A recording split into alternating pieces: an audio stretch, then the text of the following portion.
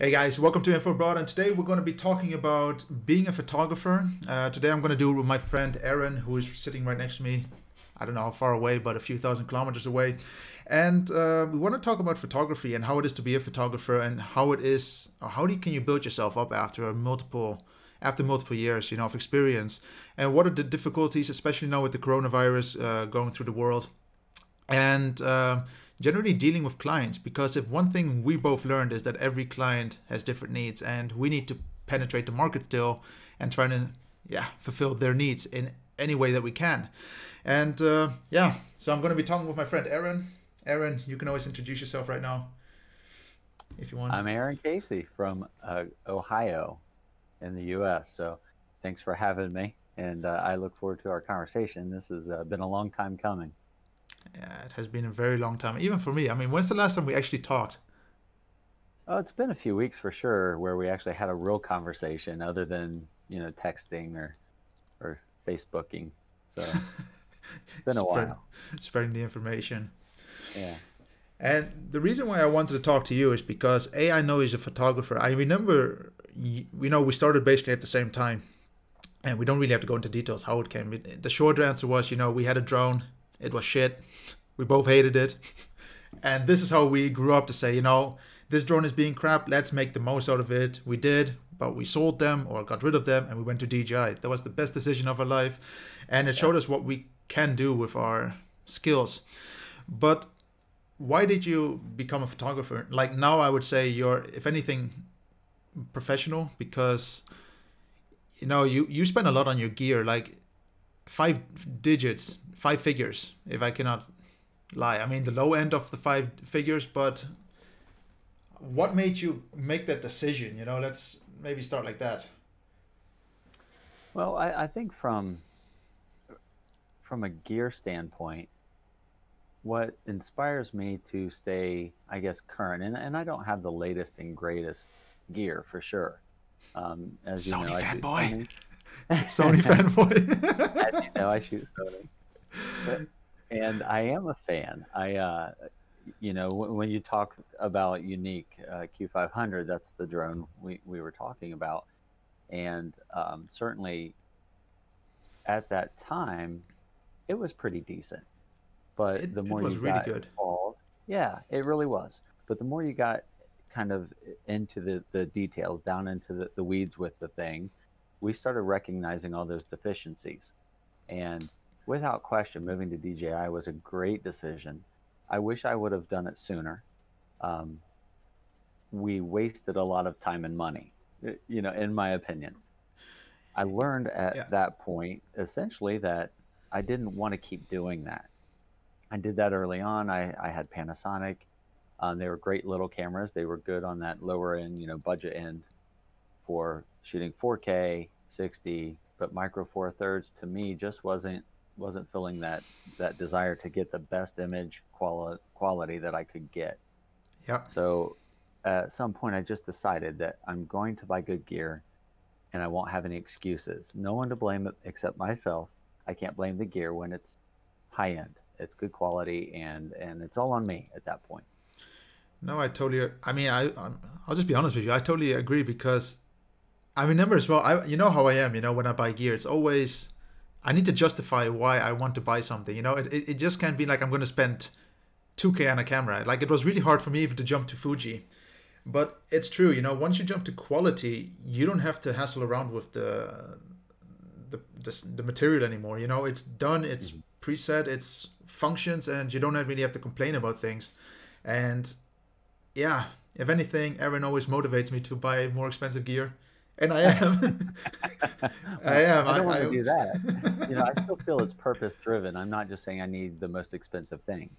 I still yeah. I haven't progressed to A7 IV, A7R4, um, and I haven't progressed to an A7S3 at this point for video purposes. I but what we've got knows, we understand that this suffices for our intended purposes. Yeah. So I And like so you can go I for it. was just going to say I like knowing that my work is now not held back by my gear. It's all on me. My education, my creativity. It's up to me on what comes out of the other end of that camera at this point. Exactly. I mean, that's exactly what I noticed as well with when I got the Phantom 4 Pro. When I got that drone, that opened up the world for me and think, wow.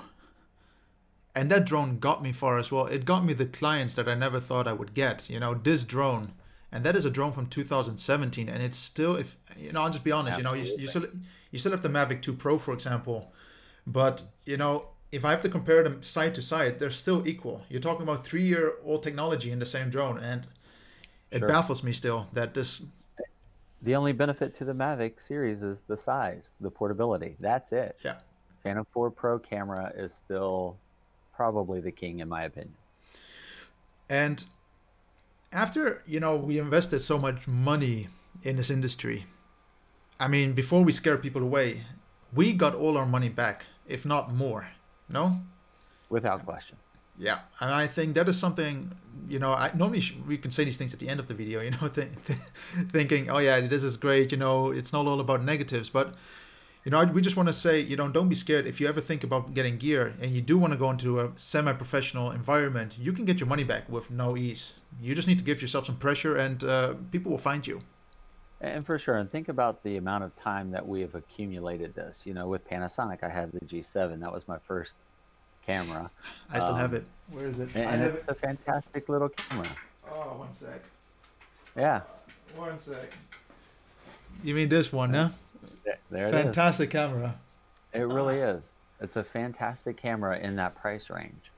You know, for the body, we're talking $500 sometimes when they go on sale, U.S. dollars, and you're way worse.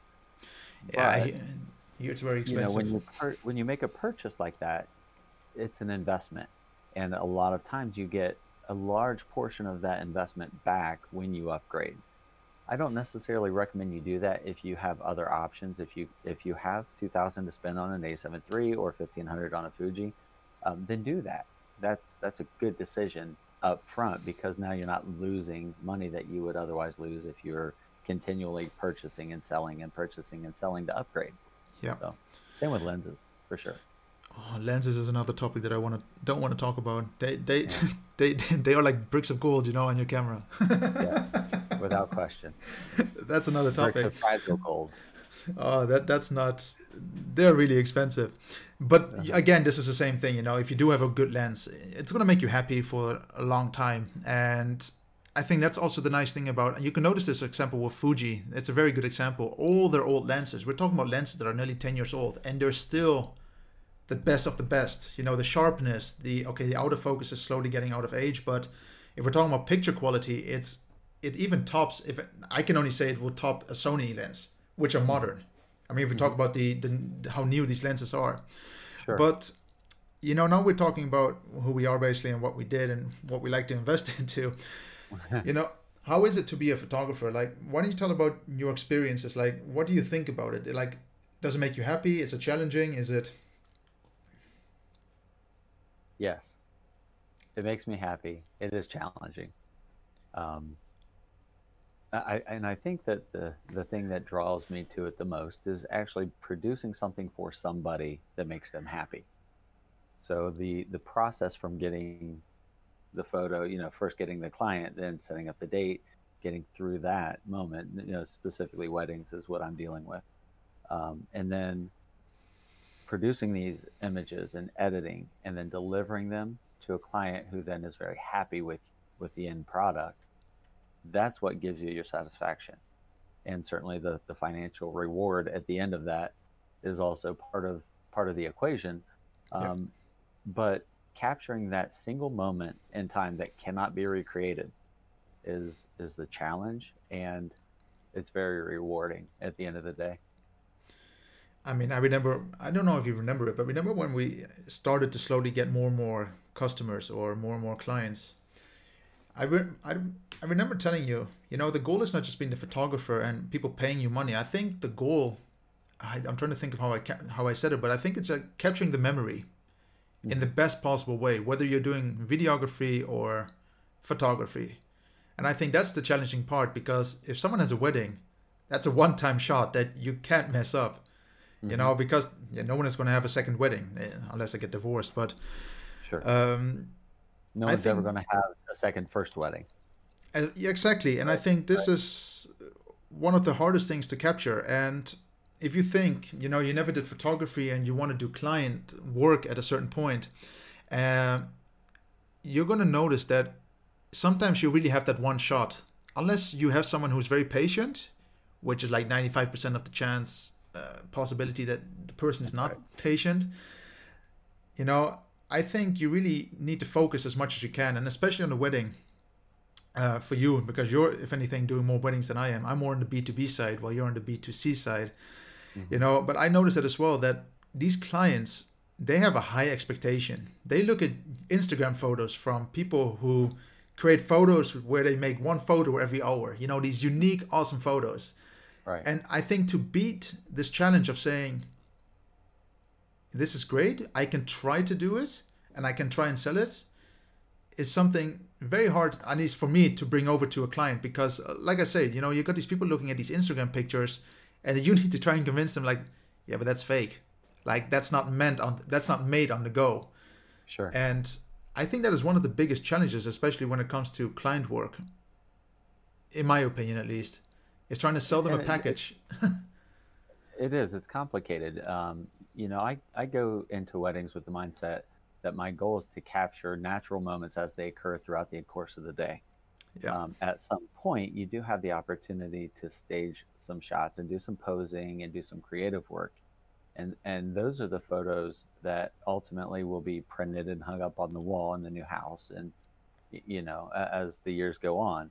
But you're still delivering hundreds of photos to a client that capture their day as it naturally occurred.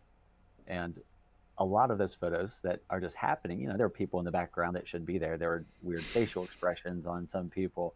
Um, we may not capture the most flattering angles. So, taking advantage of the opportunities that you've got as they arise throughout that really hectic day is important. And that just comes with experience, in my opinion. But speaking about that natural feel, I totally agree with you. Don't you think it's sometimes very difficult to work with clients and say, I want to see you naturally. I don't want you to see you smile because you need to smile. I want to see you smile when you're actually happy.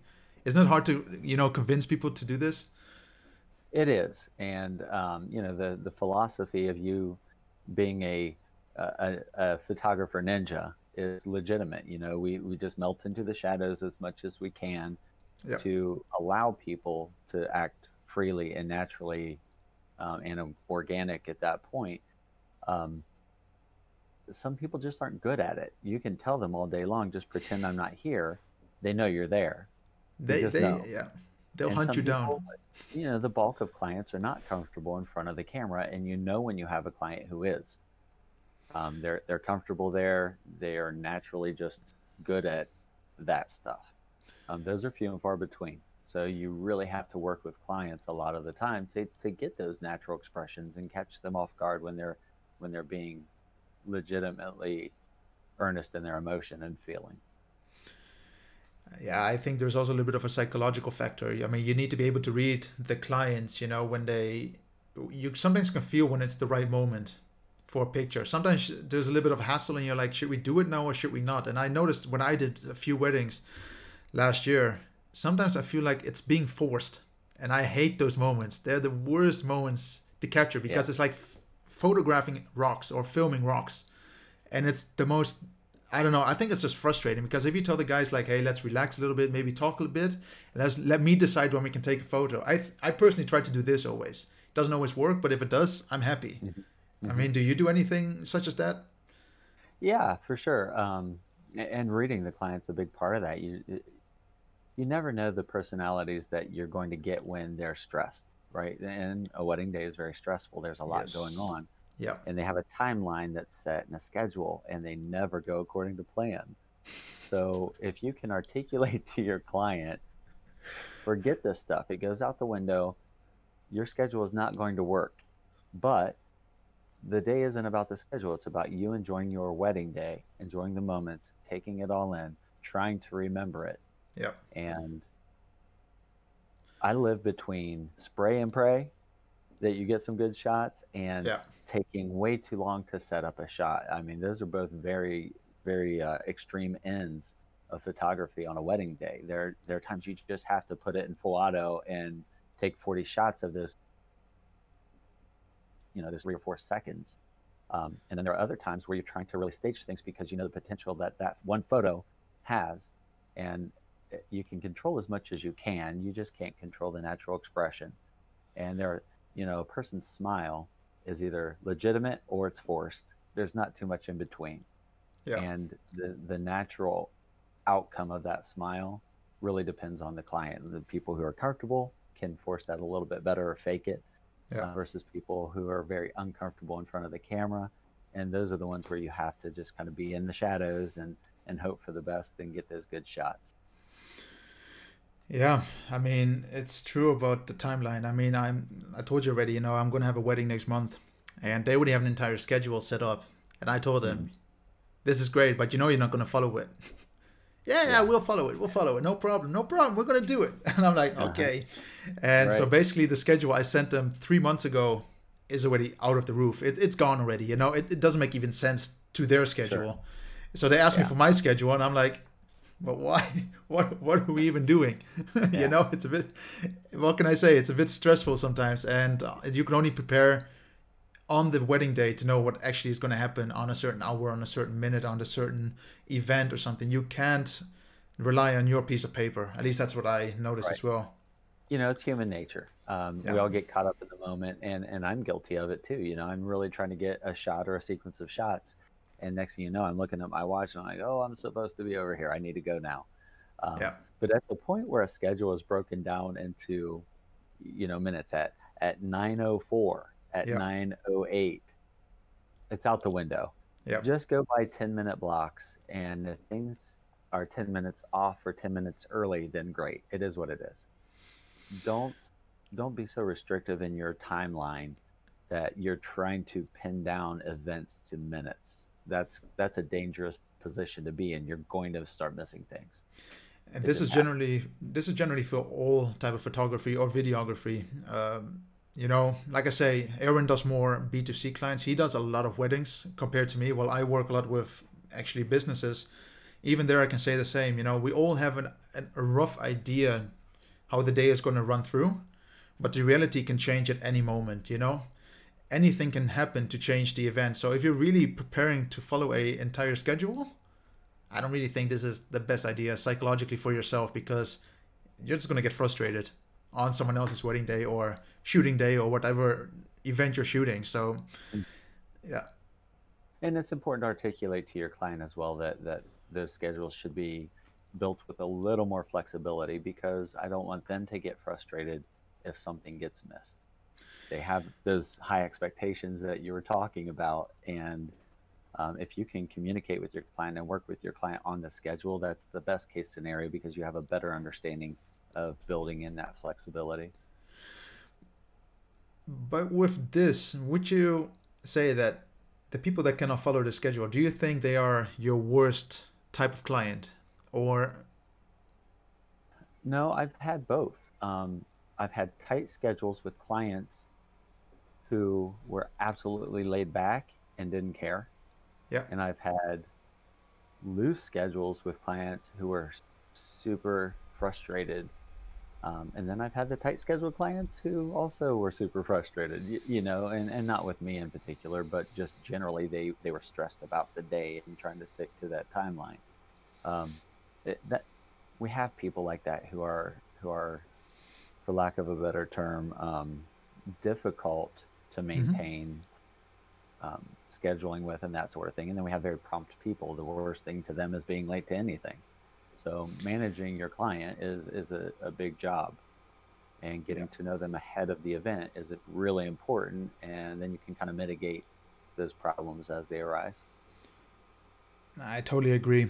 You really have to be able to be with them a little bit. You have to think sometimes along with them, even though you never talked about a few things. You just need to foresee things that could happen. You need to think, okay, if he's doing this, what is the outcome of them doing this? Am I going to be late for my next shot or anything?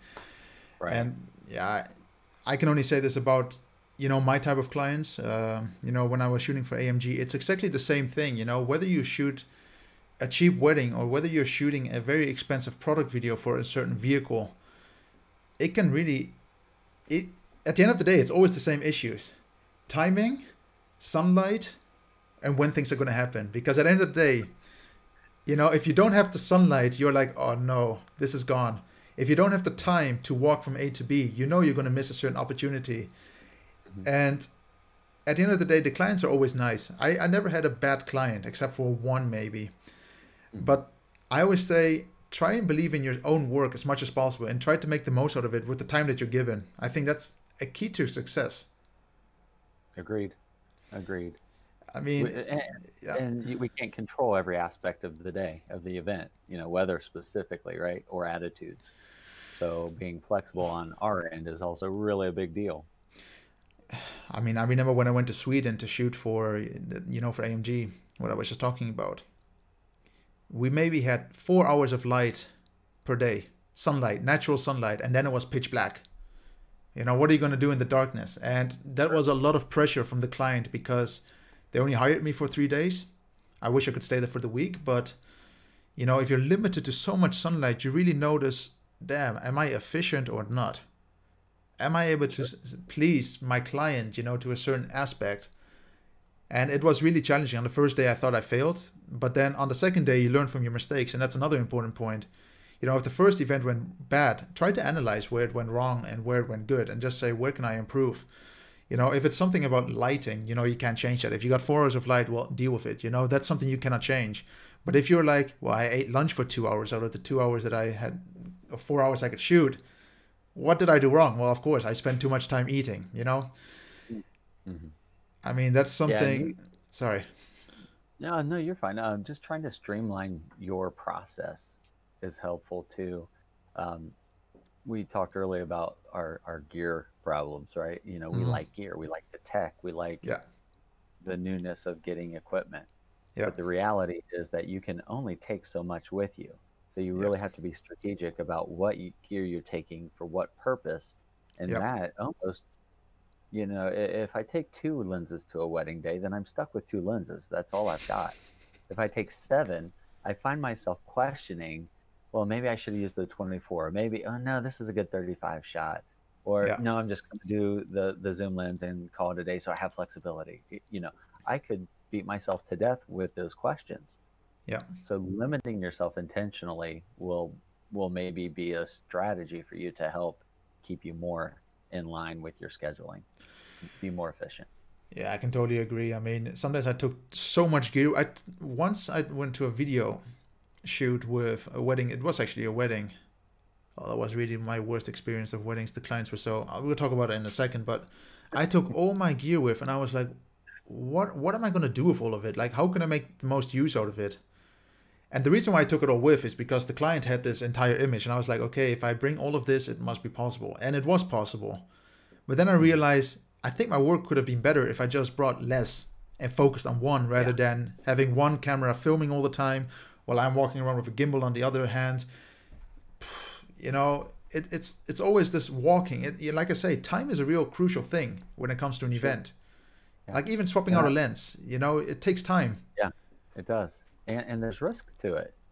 There's risk when you swap that lens out, both with your sensor getting dusty, depending on your conditions, or you just simply dropping a lens. There's risk every time you change a lens or a thumbprint or any of those things. And a thumbprint on your image can destroy it for video. I mean, it Yeah, ruins image.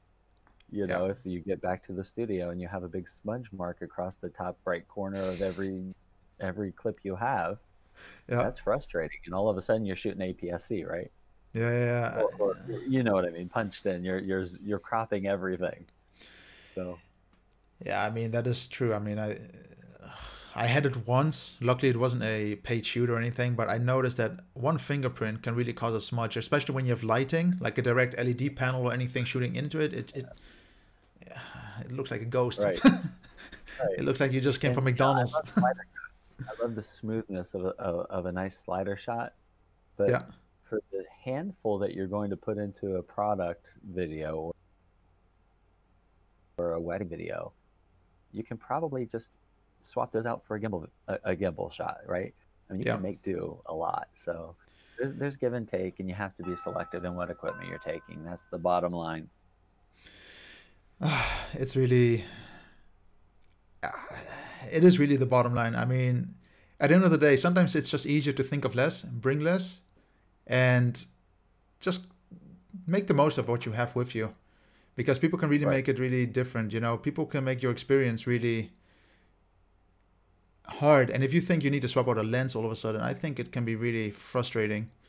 I don't know. If to me it's just the idea of walking away from a moment that I cannot get again. You know, it's a lost moment. Those 5 minutes for swapping out my lens from walking to A to B, swapping out back to A, I think it just causes issues. And if you just limit yourself, like you said, you know, to these one or two lenses, maybe even one lens, then that's really it.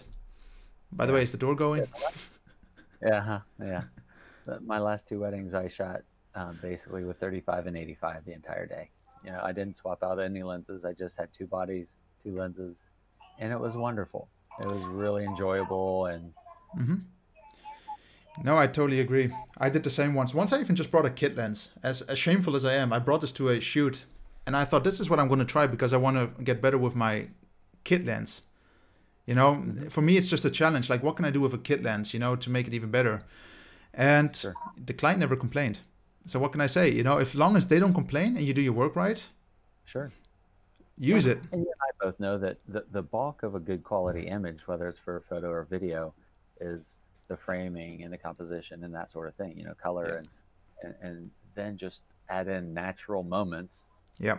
And nobody cares. I mean, of course, you know, we care about pixel peeping and bokeh and Yeah. all those things, but you know, we're the exception. Most people don't don't get that stuff.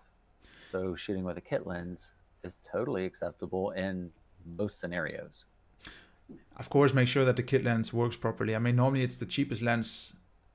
Normally it's literally the cheapest lens, you know, on the market, you know, but like for Fuji and their kit lens with an f2.8, you know, I think that's fantastic. You know, I think no one else offers that as a kit lens. I don't even know if it is a kit lens. I just think it was the cheapest lens they could throw in the bowl because their lenses are expensive. Sure. But, you know, if we're talking about just bringing your gear, sometimes also just challenge yourself. Try to see, okay, if I just bring this, this, and this, what can I do with it? For example, you Mhm. had this moment where you're like, you know, remember you said you were stuck on primes? Sorry, no, on zooms, and then you're like, I only want to shoot with primes. You know, like why? Because you notice at one moment that you're getting better results with primes, most likely. No? Absolutely. Yeah, you know, from the light gathering capability and that beautiful bokeh, Yeah, um, you know, that's something that those prime lenses have a little more character, and those are the things that we pick up on as photographers. You know, the clients don't see that stuff nearly as much, or they may recognize that the image is nice, but they yeah, couldn't articulate why. Um, yeah. I That's the felt, yeah, I felt like going to primes, which is what I mostly do, was something that would make me better, and I would get a better final product by doing that. yeah. I remember what sold me. I remember when I got the 50 millimeters. Um, what was the Canon, the f1.8, the Nifty 50, the super cheap. You know, this was the thing that sold me on primes because I noticed, you know, it might be the cheapest prime on the market, but if anything, it's one of the best lenses to get an amazing 50 millimeter shot fixed. And I think this was the key, you know, for me only focusing on those prime lenses Right. because that's my favorite type of lenses. I love primes. I never bought Yeah. zooms. I always bought primes because I'm like, you know, zooms are cool, but it's never going to be a 35 millimeter on prime level, you know. Right. And if you buy these primes together, it's going to be the same price as a zoom. It's only the swapping out that's going to cost a bit of time. Sure. At least that's what I experience. I mean, I'm really the kind of guy, get primes, go for it. Yeah, I agree. You know, there's a time and a place for zooms when you need that flexibility. But you know, I'll take a 24 to 70 year equivalent on vacation because I don't want to deal with multiple lenses, right? Yep. Um, but but for events and things where I have flexibility to move within the space, Yep. I way prefer shooting primes. It just makes me a little bit better, I think, and more thoughtful about composition.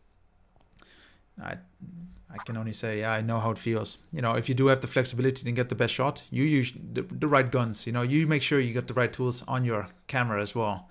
So, Absolutely, I mean, absolutely. why else would you pay such an amount of money, for such a lens and you never use it?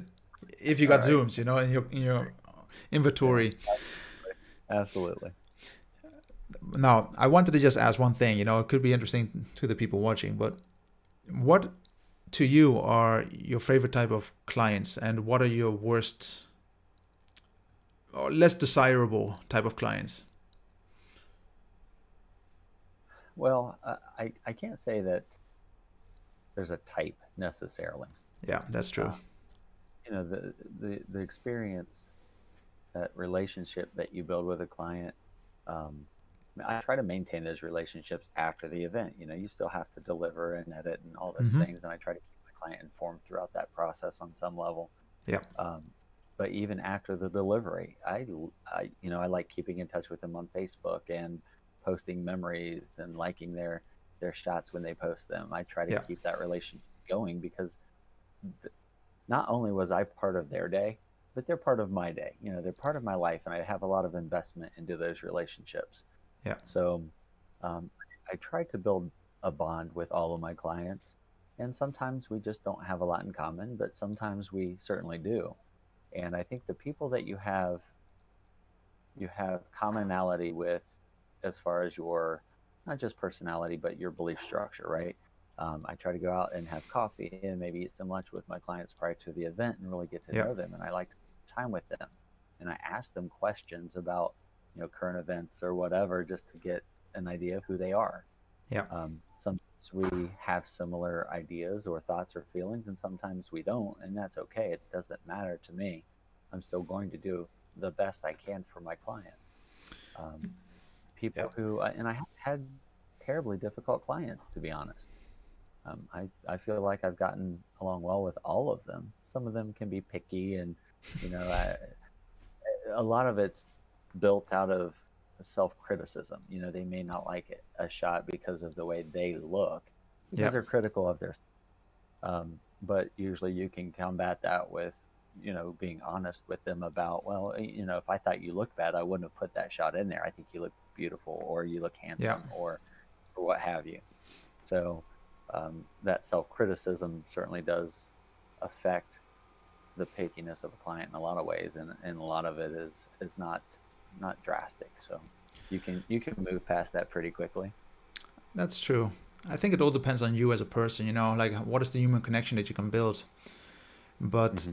I can only tell about, yeah, from my experience, if I had to justify a bad client, is someone who is clueless on what they want by themselves. And the reason why I think it's easier for me to justify it is because, I got more B2B clients. And when a company, they give you a rough, you know, outline of what they want. They want to see basically what do we want? And you're trying to follow exactly the steps they said. You do the shoot, you edit it, you spend 40 hours on a 3-minute commercial clip, 40 hours editing. Yeah, I don't like it because it didn't follow our guideline. I was like, look, it has all the shots you wanted, it has all the coloring you wanted, it has all the text that you wanted on what scenarios and what products. And then they come back to me and say, no, you have to redo it. To me, that's one of the most frustrating type of clients because it just shows they don't understand what actually goes into it. And maybe you know it as well. If you had to tell someone someone you edit a video, let's say even a minute video, 10 hours can go into it. 10, 20 hours could go into editing that small clip. And it's For only a sure. minute long. A minute, that's, I don't know, 0.5% of, I don't even know, less than a percentage, of time of the entire clip that you put into editing. And they are like, no, I can't believe that. I can. Yeah, I think the biggest issue with that is just not setting expectations up front. And then as you're going through that process and the client's learning different things, maybe their ideas are evolving a little bit, Yeah. and it's built out of lack of knowledge up front. So that's another thing that you discover through trial and error and experience, is that you really need to be very clear about expectations from that client end before you have a contract and an agreement. So, going Yeah. into a wedding, I very clear about, okay, here's what I intend to do. Here's what our contract entails. Here are the things that we can't change down the road. You know, Yeah. if you don't ask for a raw cut documentary, a long version of your wedding, then don't expect to get that later when you change your mind, because Yeah. I can't go back and create all of that information that I would need to complete that project for you. I can't go back and do it. I try to shoot like I'm doing it, but you know, sometimes microphones aren't available and I don't have audio for moments when, you know, there's bride prep or anything like that. Yeah. So I can't go back and do that. It's gone. Hey guys, Post-Lution here, and I do want to apologize for what you're seeing right now.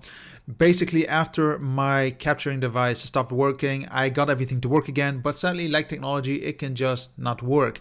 And even though I press record, yeah, the footage is corrupted. I don't know why. I tried to